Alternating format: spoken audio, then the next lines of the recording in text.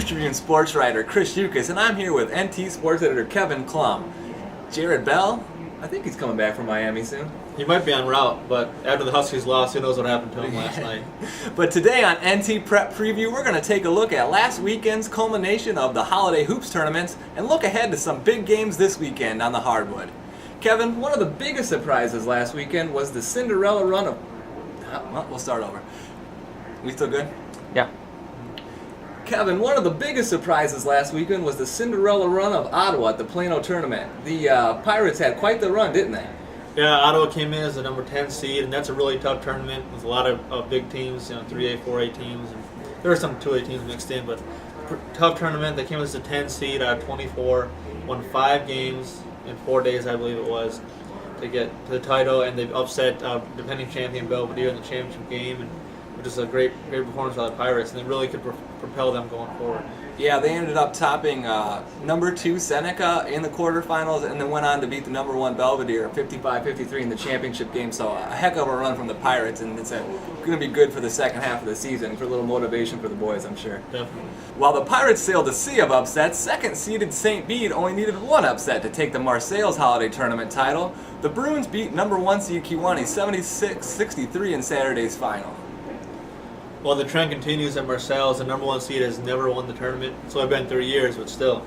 The Bruins did have a nice tournament there. They had pretty easy runs in the early rounds, with Lamoille and some other teams like that.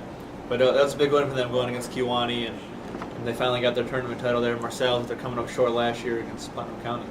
Meanwhile, in girls' holiday hoops action, Mendota outlasted host St. Bede to claim the Lady Bruins Christmas Classic Championship. Kevin, the Lady Trojans and Lady Bruins had quite a battle. The second time this season that those two have met up for a real good game. Yeah, that's. I was at the first one. It was when Mendota was down 16 points at half, came all the way back to win by a point. Sounds like this one was just as good. It was tight all the way down to the finish, and Mendota's pulled it out. I mean, Mendota's been playing really well. You have a group of 4 sophomores that start there, and they're all very talented. And this could be a special season for the Lady Trojans. And special seasons to come with that young group. While last weekend had tons of top-notch round ball, there's also some big games this week. Kevin, what do area fans have to look forward to this weekend? Well, I think probably the best basketball game of the week to look forward to is Putnam County at Henry on Friday night. Both teams are undefeated in the Tri-County Conference, so that really could play a big role in who might get the number 1 seed in the conference tournament or who might win the regular season title. You also have a doubleheader, Geneseo at LaSalle, Peru, girls first and the boys. That boys game could be pretty interesting. You also have on Saturday another doubleheader, Hall at St. Bede. Mm-hmm. That girls game, I don't know. I mean, St. Bede probably won that one pretty easily, but that boys game could be really interesting. Yeah, it's always a big rivalry with the Red Devils and the Bruins. It's 5 or so miles just to separate the 2 schools. Yeah, it should be a good one. But you also have not just hoops this weekend. You also have to remember there's the Princeton Invitational for wrestling that draws in some of the top small schools in the state of Illinois. A lot of state medalists in there, state champions even, and some ranked teams. So that should be good for the area wrestling fans.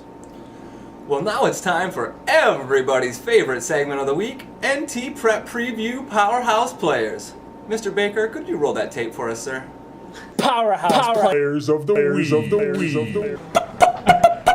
Powerhouse Players of the Week. Powerhouse Players of the Week. How's that? First, we'll go to LaSalle, Peru for our powerhouse player, Jens Soderholm. He had a big week at the Pekin tournament. He led the tournament in both scoring and rebounds. He averaged 22.8 points per game in 4 games and also grabbed 9.3 rebounds. Probably his biggest game came in the second day of the tournament. He had 36 points against Rocker Boys, the number 2 seed in the tournament. And then, not to be outdone, John Carroll from Ottawa also had a big game. He was the Plano Christmas Classic MVP while leading the Pirates to the title, like we talked about earlier. He didn't average quite as many points, but he played a key role, averaging 16.6 points per game for Ottawa.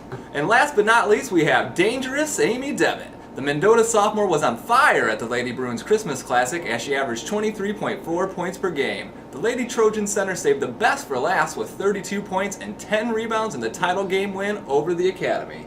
Thanks for watching NT Prep Preview, and check us out next week at www.newstrib.com/sports.